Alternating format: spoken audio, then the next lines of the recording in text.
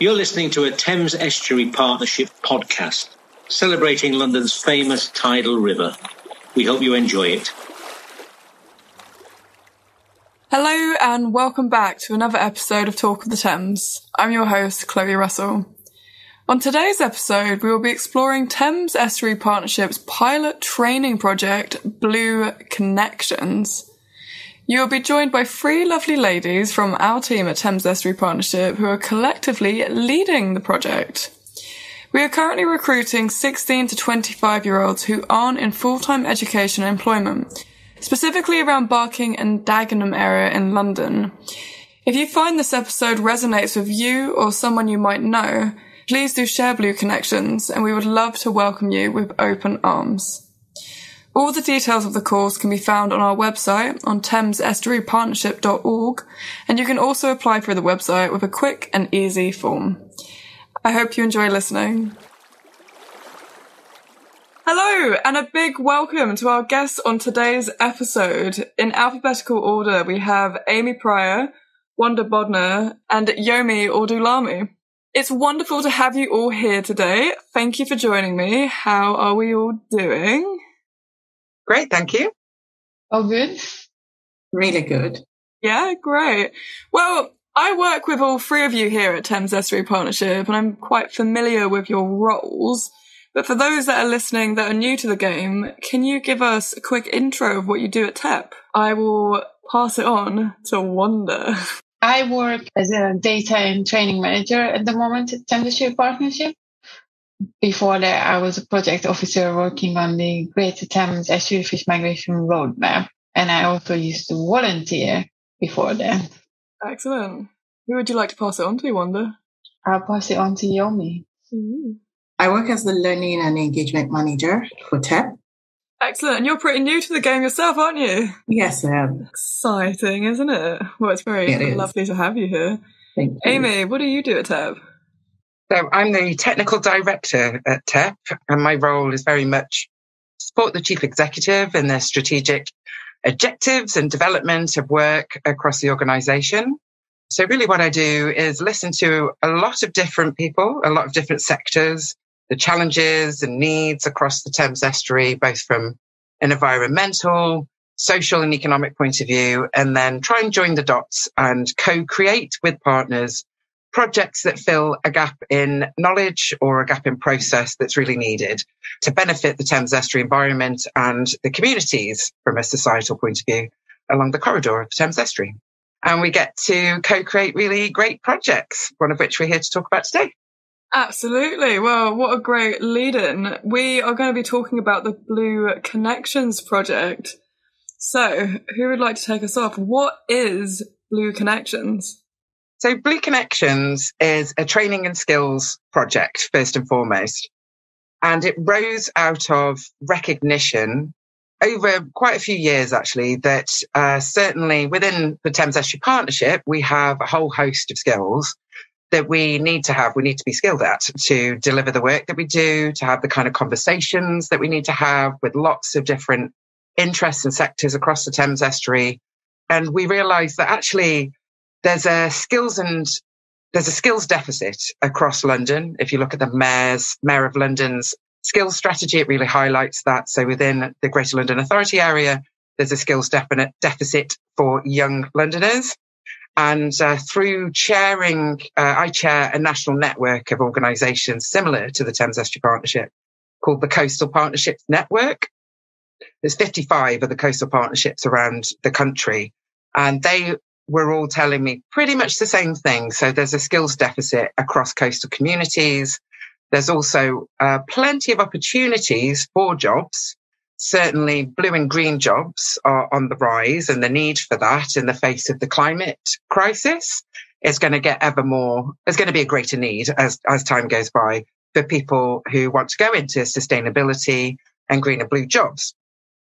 So the thinking sort of coalesced, if you like, through those conversations to say, okay, in the Thames Estuary Partnership, we have lots of transferable skills, things that can be used in any industry, doesn't have to have anything to do with the environment, that would be really useful to put out there, develop a modular training program and see if we can offer a training program that's a little bit different in that you can learn those skills you can take into any industry. You can get an accreditation, you can get a certificate to show that you've learned these skills, and take that into either a job opportunity or an apprenticeship or a traineeship, for example. But we can deliver them with a really strong environmental message. So it's kind of it's a multiple, I would call it a multiple benefit project, but that's quite a dry way of saying that it's sort of a win-win situation for us anyway, for the environmental sector, in that you're reaching people that you wouldn't ordinarily reach with an environmental message. And sort of secondary, but still just as important, is that the environmental sector is extremely low in diversity. It's the second least diverse sector in the whole of the UK, second only to farming. And there's lots of theories as to why this is the case. Nobody really knows an absolute answer to why that is the case. But if we're going to meaningfully work towards enhancing the environment, meeting the government targets of the 25-year environment plan, and really rising to the challenge of the climate crisis and finding solutions together, that needs to be done in a representative and inclusive way to really meet the needs of all the different cultures and diversity that make up our beautiful population within the UK. And on top of that, environmental messaging tends to only reach a very, very narrow demographic in our country. So really understanding what messages resonate with different cultures, how they value their local environment and the wider environment, like the global ocean and, green spaces like parks, farms, countryside. We need to be understanding, like, why is there lower access from certain demographics? Why do less people from certain demographics look to access those green and blue spaces? What is it that's stopping them from wanting to go there, or perhaps feeling like they belong there? Mm. So there's a lot in what I've just said. There's a huge amount of barriers, I think, out there, both to accessing green and blue spaces, but also to accessing meaningful training, something that can be integrated and really broaden people's horizons, basically, to say there's this whole host of careers that maybe you didn't know about or haven't had a previous interest in, because they're just not been accessible for some reason or another within your community, within your culture, and understanding what those barriers are. So as a first step, we started talking to lots of different people from across the sort of London area in particular, where there's a huge amount of deprivation along the riverside. So some of the boroughs that sit along the Thames Estuary corridor are actually in some of the most deprived boroughs in London, but also some of them are some of the most deprived boroughs in the UK. Certainly there's a couple of boroughs in Essex that fit that criteria. And so there's a kind of coming together of opportunity. Like, there is so much nature on the doorstep along the riverside, both on the land and obviously the mighty Thames Estuary itself. And there's a huge amount of opportunity certainly across TEP's network, where we have lots of different commercial companies, different industries, ranging across, STEM subjects like coastal engineering or planning, town planning, for example, riverside planning, right through to arts, culture, heritage, communications. The list goes on and on and on. So we wanted to look at how could we create a pathway, starting with a modular training course on transferable skills, use that to try and find those people within the future trainee group to say, okay, you've learnt these transferable skills. Would you be interested in hearing more about the opportunities in the environmental sector? And so that would cover across the sort of broad spectrum of sustainability careers in corporate consultancies, for example, hardcore STEM careers within coastal engineering or town planning, for example, right through to arts and culture, engagement with local communities, and third sector in charities, like the kind of role that you could have within an environmental charity, for example. So there's a wealth of opportunity out there. And I think partly because this is my own personal point of view, but I think, everybody's got a lot of struggles going on in their lives, especially at the moment, with economic issues going on.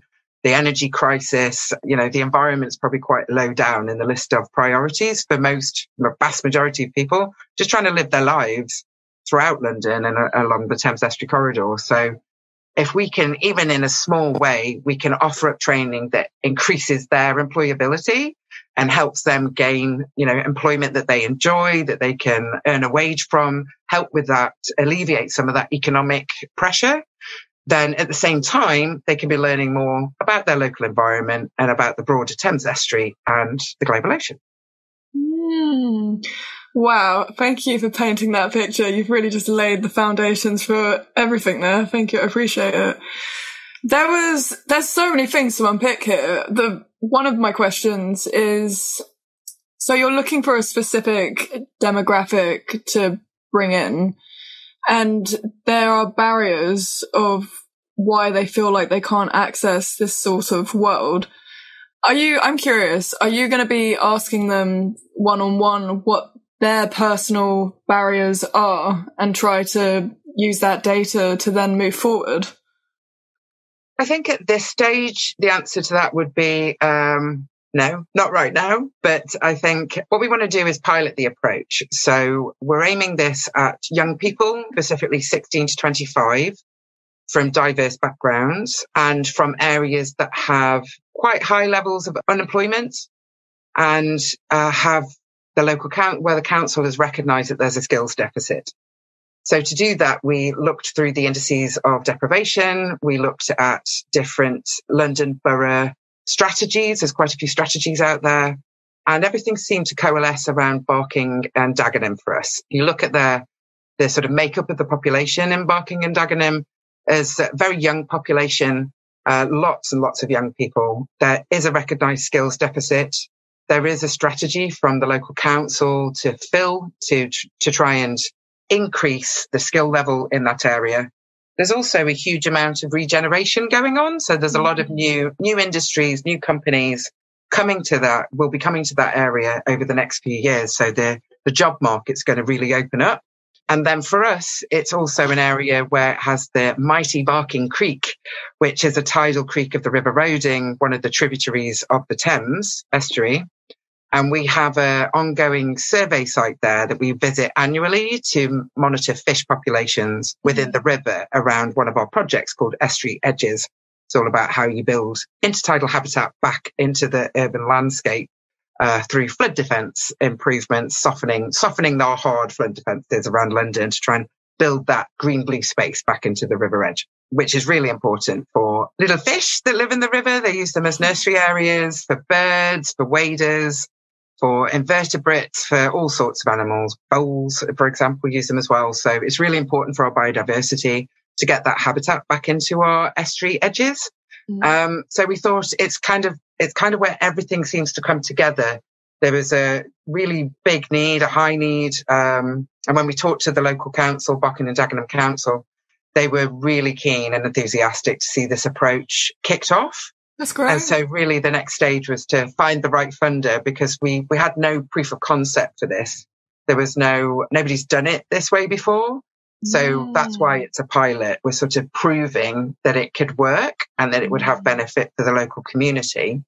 And so the reason why we're not going to start analysing, if you like, the barriers to people gaining either access to training and skills programs or into environmental sector work, for example, is because that would be the next stage. So really we want to test pilot this modular program, get as many young people and young people not in education, employment or training at the moment to basically come on board with the training program, give it a whirl and, see how it can benefit them. So really the analysis we'll be doing after this, we'll be looking into what was the impact of that approach? How can we improve it? What are our lessons learned? And possibly scaling it to another area, maybe one other area in the next phase that has similar issues. So high levels of deprivation, low levels of employment and recognised skills deficit. So we can do the same approach, but in a different area. Fantastic, yeah. So tell me, when does the course start and when does it end? What's the duration of the course? So we're looking at a start date of mid-November. Okay. Soon. Yeah, very soon. And it will run right through to February. We are hoping to have an event in late February to introduce the trainees that complete the course with us to our network of members of the Thames Estuary Partnership and others from across the broader network that we have, to look at showcasing careers for people across lots of different areas, interesting areas of work, doing that full range. So right through from sort of comms, heritage, art, right through to the more sort of hardcore careers in STEM and, the other thing, maritime industry. So really showcasing careers, profiling different people, like their career journeys, kind of skills that they needed. And at the same time, we can be asking those potential future employers whether there could be a pathway, an intake from our program into any traineeships or apprenticeships or entry-level jobs that become available within those organisations. So as a trainee coming onto the Blue Connections programme, you'll get a complete beginning to end journey with us. So learn your transferable skills, potentially dip your toe into the environmental sector, and then potentially get a foothold in a job with one of our connected organisations. So it really gives them something to work towards. And at the same time, we can be understanding from those employers what their skills deficits are that they've recognised from entry-level people, from people coming in to do those apprenticeships and traineeships. So we can start to shape and craft and build on what we've done so we can be meeting the needs on both ends. So meeting the needs of the community, but also meeting the needs of that employer network that's out there ready, willing and able to take them on board at the end. Amazing. Well, it's such a good opportunity. I feel like I would have jumped onto this if I could back in the day. There's so much to unpack here. So you mentioned there's like hard and soft skills. I'm wondering if Wanda, can you tell me a bit more about the modules inside the course? What the flavors? Sure. So the idea behind putting together both the lifelong and the environmental focused modules is basically we try to implement all those things that we use and we do every single day on the job. And I also try to look at skills that are definitely needed, but may not have even if you come out of university. And also I looked at job advertisements and see what kind of skills employers require. Because sometimes I feel that it's not really connected well. So whatever you might learn in the university settings is not really what's required in the job sector and vice versa. So there's a bit of a mismatch, I think. Basically, to kickstart the program with what you can learn as a lifelong skill is learn Microsoft Office. So just using the basic everyday Word, Excel, PowerPoint, which are very useful if you want to write reports or if you use Excel to make certain calculations, or even if you need to do finances, and PowerPoint, which is extremely useful if you want to communicate your ideas, provide presentations, etc. And then the next one is data science. So data science is a very much upcoming field. We all use data every day in our life, and the environment is being monitored through data as well. So to be able to manipulate the data in a sense that you manage it, you use it to visualize your ideas or your results, etc. So it's very important to be able to have some of the skills where you can do that. So for example, my background is in using RStudio. And so we have a module dedicated to this where I would introduce the trainees how to use RStudio, what are the ways of getting around it, etc.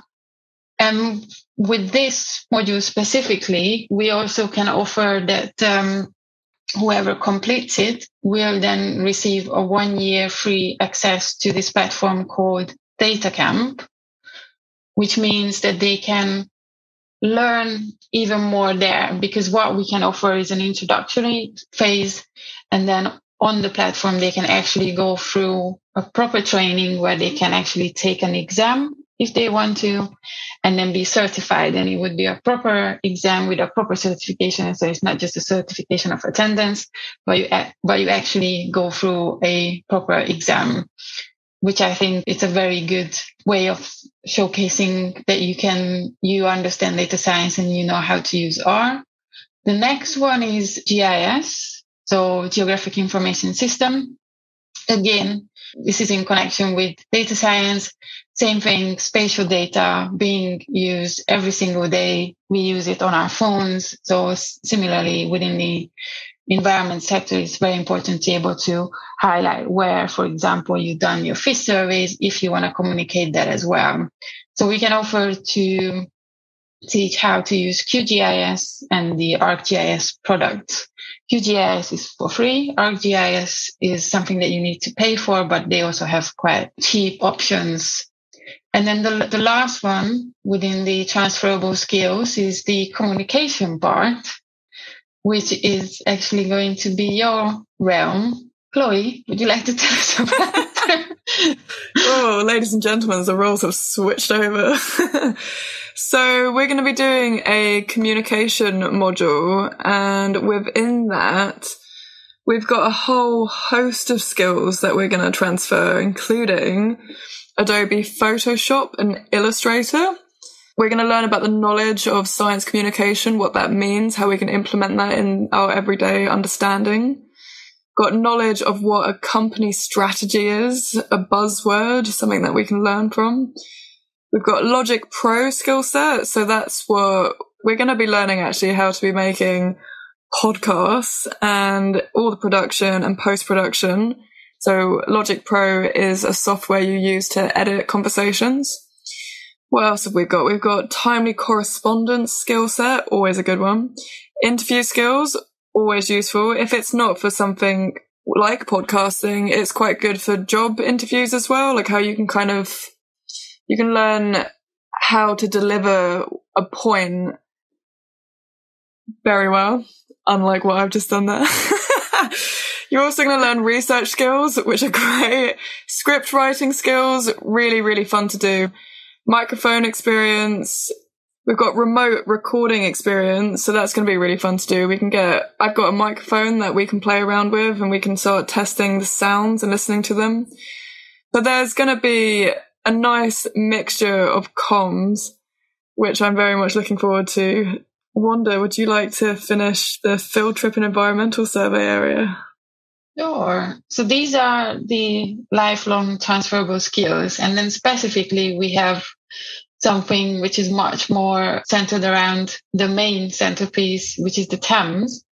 So people can learn more about the Thames. We've got a module which is called Introduction to the Thames Estuary. And we are very happy to say that this module is endorsed by the Institute of Environmental Sciences, which is great. And then fish surveys can be done as well, especially around the estuary edges sites. And this is endorsed by the Institute of Fisheries Management. So whoever comes down with us can have a bit of an intro from our fisheries expert and then actually take part in the fish survey. And then the other bits are much more Amy's realm. These are the fundraising, project planning, and impactful communication as well. Yes, the other side of this is the soft skills. So you've touched on the communications, on the more creative side of the work, but there are soft skills involved in all of the hard skills that we've talked about. So what we want to do with an introduction to an environmental career module is really showcase how we use those hard skills and the soft skills in our work in the environmental sector through an environmental lens. So the soft skills are currently being mapped out by the lovely Yomi, who's on the call with us, along with an education specialist who we've worked with in the past called Kim Holt, who's based in Thamesmead. And they're really going to be signposting the different soft skills that you need in order to use and deliver your hard skills, but also drilling down into that. So after a couple of modules have been delivered, there'll then be a focus session on the soft skills that are involved in that. And some of those might be how to talk to someone in a cold call, for example, how to put together a presentation, how to tell a story about the work that you're doing, how to communicate to different people. So those are just some broad stroke examples. And then, through the environmental sector, intro to environmental sector module, we'll be showcasing basically all those skills through a deep dive into the different projects that TEP does and TEP has coming up into the future. And through that, we want to really put a strong ocean message underneath all of it, because we are all dependent and reliant on the ocean, and the ocean, having a healthy ocean, will really help us in our resilience in the climate crisis. So really, really trying to get through and understand the different messaging that works as well through working with those trainees to look at how can we enable people to feel more connected to their local environment, but also to the global ocean, and what are the kinds of things that they could be doing at home, regardless of what career they go into, but what are the kind of things that they could be doing at home and at work that can really, help just that little bit towards helping our ocean be healthier and more resilient, and therefore making the planet healthier and more resilient. Amazing. Is that where the name Blue Connections sort of originated from? That's exactly where it originated from. I'm an ocean lover, and I'm not afraid to say it. Loud and proud. I'm loud and proud, lover of the ocean. And it's just something that I think, being based in London with the Thames Estuary, which is part of the global ocean, coming in and out twice a day, all of the benefits we get from that, that I understand as a scientist, but it goes deeper than that. We all have an intrinsic, heartfelt connection to the ocean. We all feel better when we're stood next to the ocean, for example. And that ocean is in Barking Creek. It can be, if you choose to view it that way and you understand it a bit better. But there's different things that will resonate with different people, and understanding what resonates, how people connect, how people value the ocean, but also the local environment, will really help us craft our future messages and craft our future projects to the benefit of everybody, because then, we can meet the community needs and the community values by bringing the ocean and the environmental values to them and highlighting, how can the environment support you in your day-to-day life and in your aspirations as a person, in the things that you love.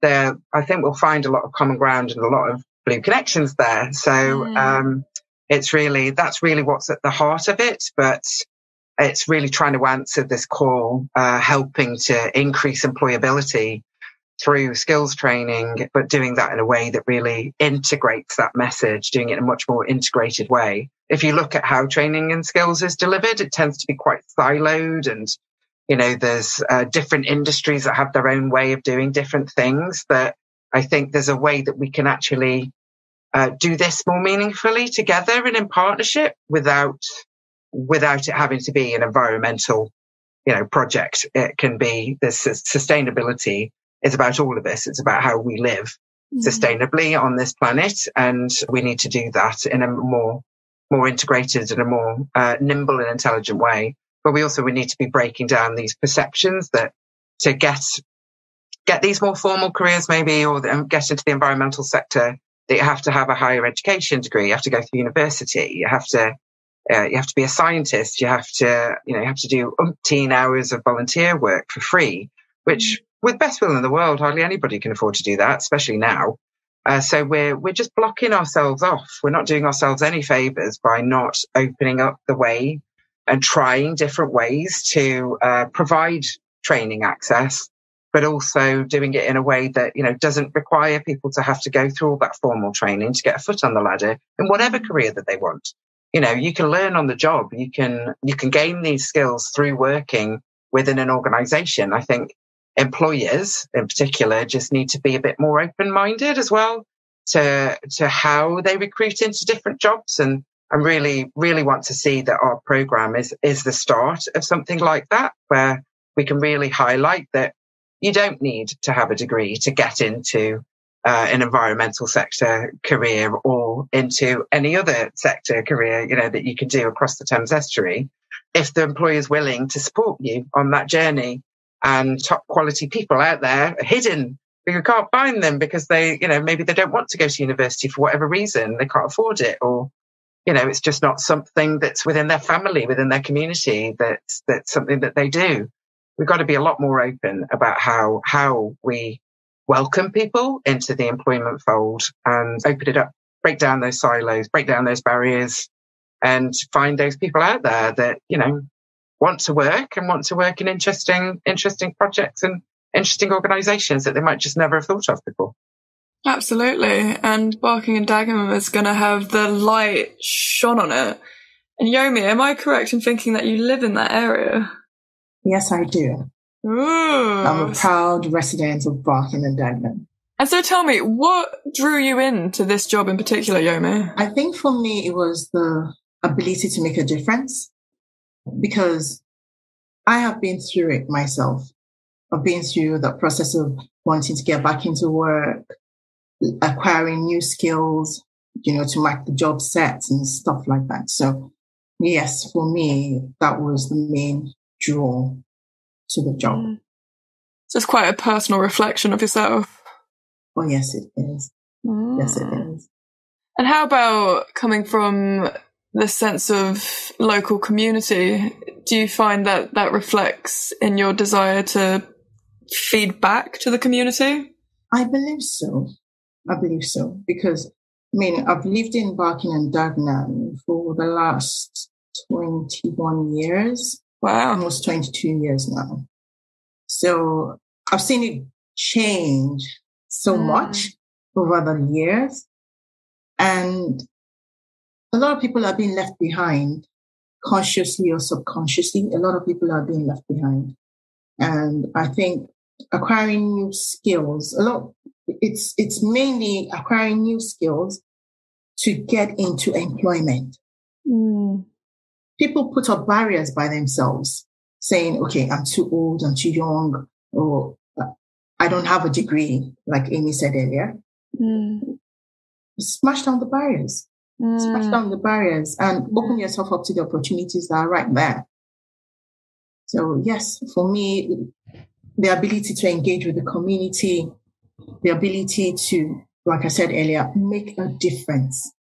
Because once people are able to come out of the needs, the not in employment, education and training group, and actually get into employment or get into training, it makes a lot of difference.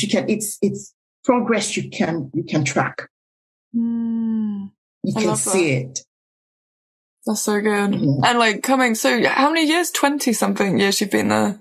Yes, 21. Wow. Almost 22 years, yeah. Wow, you must have seen so much change. Oh, yes. Wow. So much change. Now there's a lot more diversity in Barking and Dagenham than when I first moved here 21 years ago. I remember then, as there's always been, just around the corner from my house. And anytime I went into Asda and I saw someone that looked like me, I always went to say hello. Now, so many people look like me. I don't have to do that anymore. There's inclusion because there's a lot more diversity. You can see it. So, yes. And you obviously love living there, right? I do. It's so great to have you part of the team where that passion and drive and just local community, where it beats out of you. It's so nice to have that interweaved into this project. It's really special. Thank you. And to be quite honest, there are things we take for granted. We have so many lovely parks, and you have, different streams passing through, and we walk along, in the park, feed the ducks, and you don't really think about the connection even to the Thames. The Thames seems so far away from you. But then all the waters always end up somehow in the Thames. So yes. Yomi, you're in touch with the soft skills as well, right? Yes. So I'm delivering the soft skills models. But it's more like being signposted. It's not being delivered as a model by itself. It's more embedded in the hardcore skills being delivered by Wanda.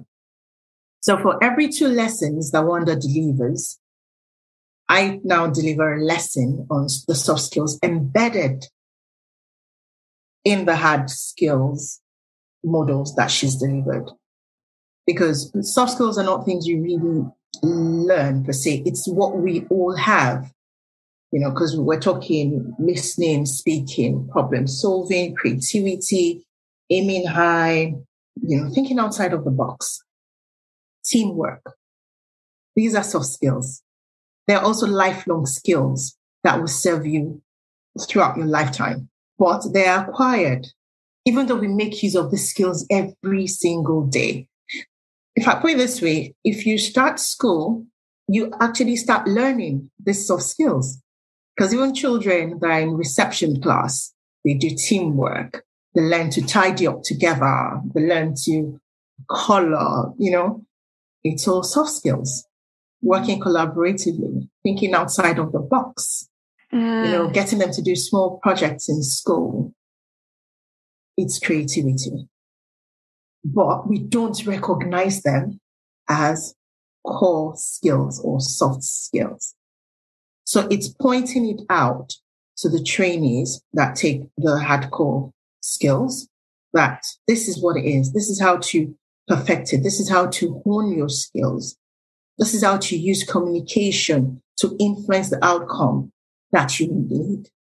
So that's essentially what I have to deliver. And what an imperative part, like everything else. Yes. Where are you recruiting people? Oh, that's a very big question. So there are a lot of youths that fit into the category we're looking at, the 16 to 25-year-olds. And so far, we've been trying to reach out to them, working collaboratively with the council, with the DWP, with the job shops, with the various colleges around Barking and Dagenham. So I'm wondering, what is the future of Blue Connections? Like, this is a pilot. Are you hoping that in the future this is going to be an annual thing? Do you want it to be more than once a year? Like, what's the ideal outcome for this? What we're now doing, so we've been piloting the project for about 18 months. Wow. We spent the first 12 months was in 2021, last year, and we were scuppered a little bit with the sort of ongoing effects of the pandemic. So we were quite slow to sort of pull all of the things that we needed to pull together. So there was some delay in getting some of the comms materials ready, for example. And we realized we really needed to work with someone full time that was from within the community. And then we found the lovely Yomi through the community networks that we've been engaging with up to that date. And also Wanda was spending basically all that time developing the hard skills modular program and trialing and testing it through some of our other active projects. So I'm sure Wanda can talk more about that in a bit. But so essentially we've trialed and tested. We're happy where we are with what we've got. We've got an almost complete modular training program designed, most of it tested. And that's when that's roundabout in the summer was when we met Yomi, and she came on board with us just recently. And so we're now going headlong into recruitment. So from my point of view, my role in the project as Technical Director at TEP is partly I work with Yomi and Wanda on the progress of the project, pushing it forward. But I also start to look at legacy. So legacy basically means what after the funded period of 2 years, which comes to an end at the end of March, with the City Bridge Trust, who've been fantastic throughout all of this. They've been a really flexible funder, which if you're not used to fundraising, that is like gold, finding a funder who will basically trust you to pilot an approach, being uncertain whether it's actually going to work or not. So it's really quite rare that a funder will do that. So we're really thankful to the City Bridge Trust for giving us this opportunity. So they're keen, obviously, to see it become a success because they can see that if it is successful, it could be a really innovative and new way of training and skills that could be scaled and replicated elsewhere. So scaled and replicated basically means you try it again. You do it in a bigger way with more trainees, and you do it in more areas. So I've started engaging with various organisations that I know are really skilled at delivering training and skills, but also engaging with young people, particularly young people not in education, employment or training. And we're just starting the conversations now to start co-developing and co-designing what the next steps would look like. But ideally, I'd want to basically do it all over again in Barking and Dagenham and do it across a longer period of time. So we've learned a lot along the way through this pilot.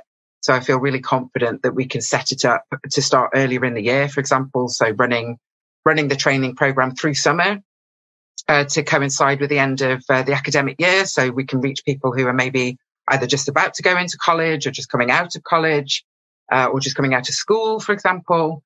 But also reaching those summer school initiatives that there's a lot is run by local community groups in certainly in Barking and Dagenham.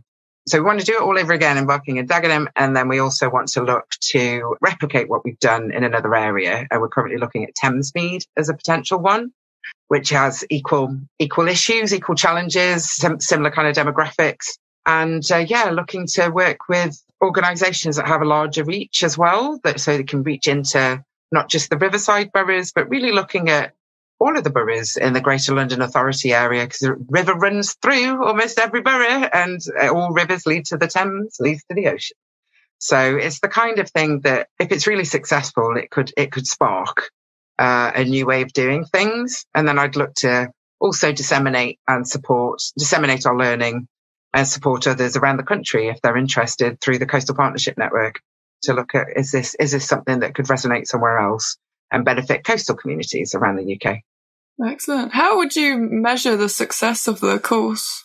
We're going to do the monitoring of the impact through pre and post trainee program surveys. That's probably the best way to put it.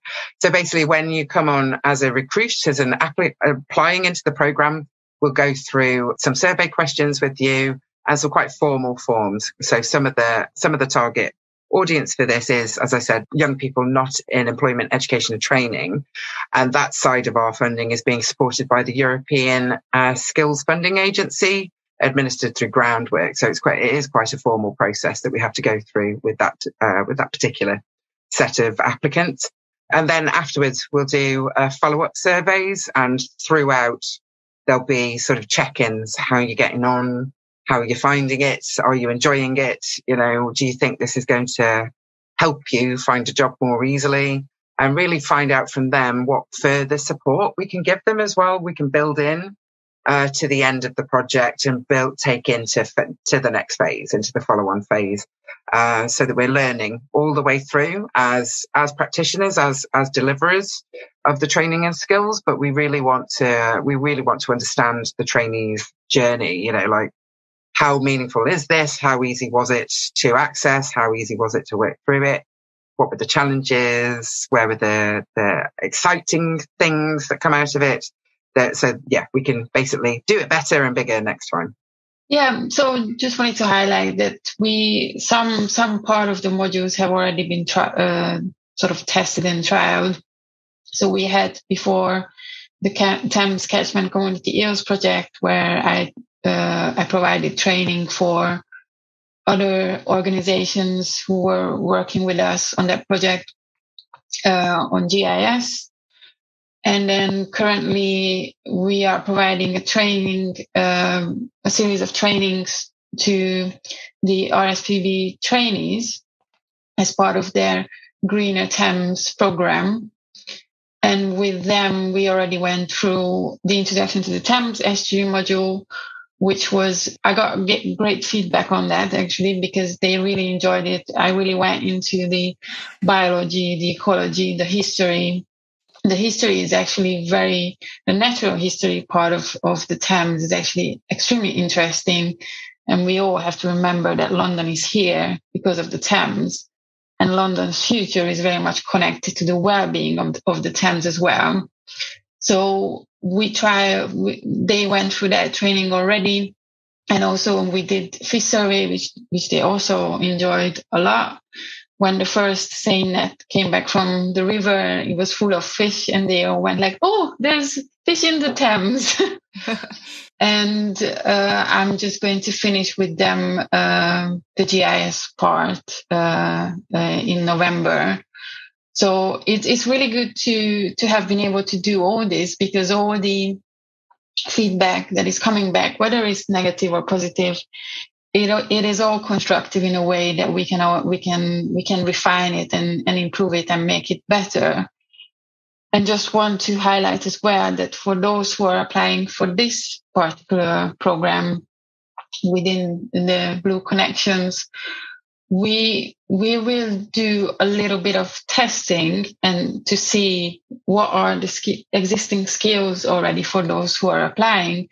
So again, we can modify these modules and make sure that they actually learn from it all. Oh, well, thank you very much. Is there any other things about Blue Connections that you'd like to tell us, team? One of the most important thing is that we have these sign up ongoing right now. So on the Thames Estuary Partnership website, which is thamesestuarypartnership.org, straight away when you land on the page, there will be this huge sort of a splash image jumping at you, and then you can navigate straight onto the corresponding page, and there is a apply section, which if you click on it, then it will take you to it's a short survey, the application form. You want to find out as much about the applicants as possible, and the deadline for that is the 18th of November. Well, that's very exciting indeed. So if you are interested, please visit the website. If not, you can visit the show notes in this podcast where you can get a direct link to the application. And we've already got a few people that are eagerly waiting to get started, which is very exciting. And I'm right in saying it's just us four that are going to be teaching. Is that correct? Yes, I'll be delivering the data, science, GIS, Thames Estuary, Microsoft Office part of it. Chloe, you will be focusing on the communication aspect. True. And Amy will be more on the fundraising, project planning side of it. Yeah. And then Yomi will be supporting throughout and do some side engagement with the participants on, okay, so what did you learn? How can you implement it? Is everything is clear, etc.? Love it. So, dream team over here, everybody. Well, it's been an absolute pleasure to get you all here chatting with me today. Thank you very much for your time. And thank you. Let's do a Blue Connections high five. Yeah, thank you very much, guys. Thank you. Thanks very much. You've now reached the end of today's episode. I hope you've enjoyed listening and learning about Blue Connections. If you are interested in applying or sending over the project to friends or family, please go ahead and do so. All the details are found on our website, thamesestuarypartnership.org. And please don't be shy. Bring a friend along for the ride. It's going to be great fun. And who knows, you may be the next big podcaster. Thank you for joining me today. This podcast has been brought to you by me, Chloe Russell, on behalf of the Thames Estuary Partnership, and I look forward to welcoming you next time. Bye bye.